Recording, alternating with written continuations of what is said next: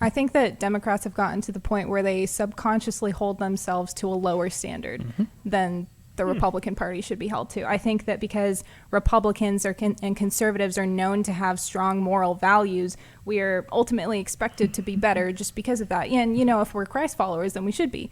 But I think that Democrats have set the bar so freaking low that if they find someone who goes even a little bit above it, I'm sorry, it's cause for popping out the champagne for them. And I think that somebody who doesn't hit that exceedingly low bar is just, still learning as a politician. Yep. They're getting there.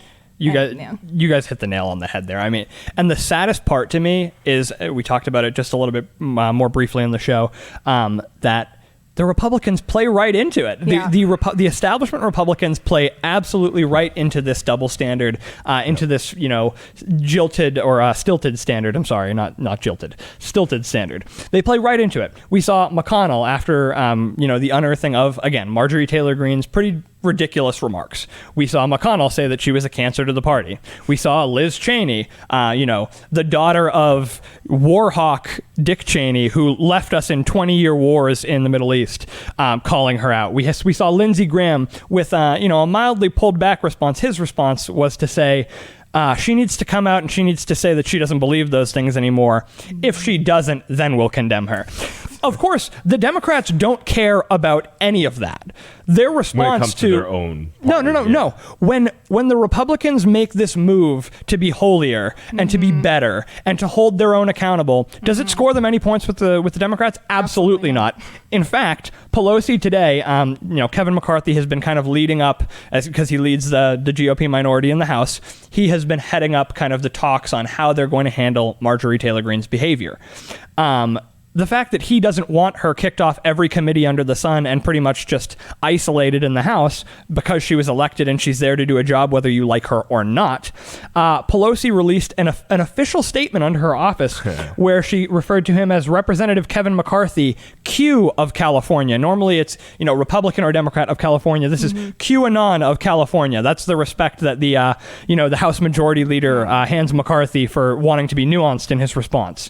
Steny Hoyer, we don't believe there's an analogy on our side. It doesn't mean everybody has been perfect. There's just no analogy that I think can be credibly made between the actions of Green and almost anybody else in Congress. Catherine Clark of Massachusetts calls GOP Republicans with a Q instead of a C. So clever. So clever. But so what I want to ask, and I've asked this on the show before, is, do they think we're stupid is what my normal question is. Do the media think we're stupid? Do the Democrats think we're stupid, that no one's going to notice this double standard? I don't want to ask that today. What I want to ask is, are we this stupid? Are Republicans and conservatives this foolish that they're willing to play right into the Democrats' hands, hold accountable members of Congress who, on our side, deserve to be held accountable, and never, ever pitch a fit when the Democrats don't do the same? They never fight back hard enough when it's the Democrats doing it. But when it's their own, they'll fall in and they will pile on. So are we stupid? Is it foolish to hold by that standard that is not held by the other side?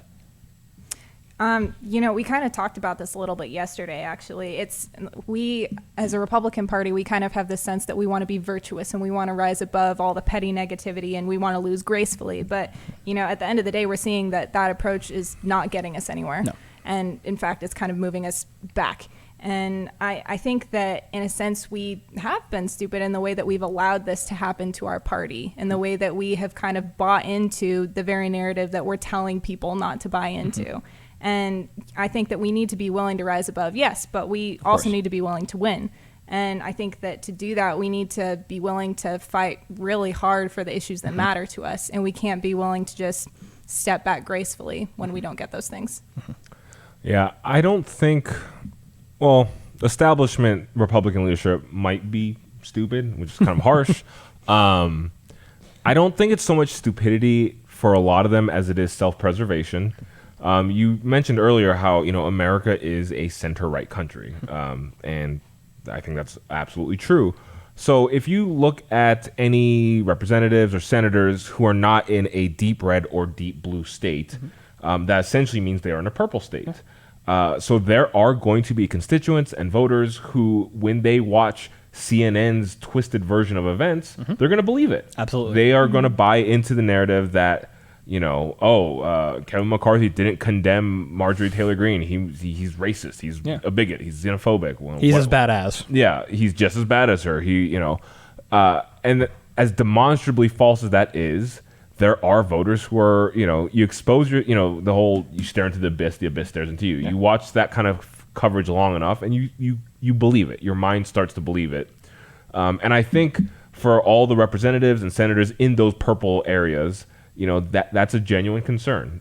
So is it cowardly? Sure. Stupidity? Not so much. I think there is a genuine sense of self-preservation, which obviously that flows into a much bigger discussion of if that's even the right move, because you can either really stand firm with your principles and the truth, or you can not and keep your position. Obviously, the flip side of that being if you lose your position, then Democrats are taking over, and that's just as bad. So it is a genuine conundrum, I think, for a lot of Republicans and GOP who are trying to navigate these crazy waters. And honestly, that just comes down to mainstream media. That is such, it's something that I really appreciated Trump for waging war with, because it is such a silent influence, such a massive silent influence that, Republicans, instead of fighting back, have genuinely just seemed to play along with their rules. And that's where I think a lot of that stems from.